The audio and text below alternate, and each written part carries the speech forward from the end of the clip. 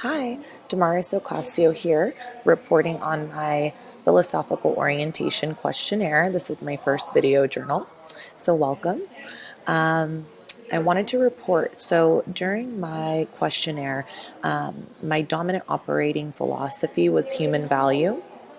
The book explained that I tend to determine the worthiness of an activity based on how it will affect my relationships with friends, coworkers, or people in general. I agree with the results of this questionnaire because I do feel that I primarily base my actions and life around my relationships with my friends and family. I've always valued friendship.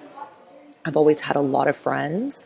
I still have maintained friendships with my best friend that I met in elementary school, and I'm still really good friends with people from high school. So it is something that I value a lot. Um, I've always cherished having time with family and being around people in general. So it's been good, and I love that part of me, but in a sense, it is at times difficult because I tend to care too much about others, and sometimes the feeling's not reciprocated. But that's okay. Overall, I totally agree with the philosophical questionnaire. It was spot on, and I definitely value my relationships more than the other values during the philosophical orientation questionnaire. I totally agree with that. So, anyways, thank you guys.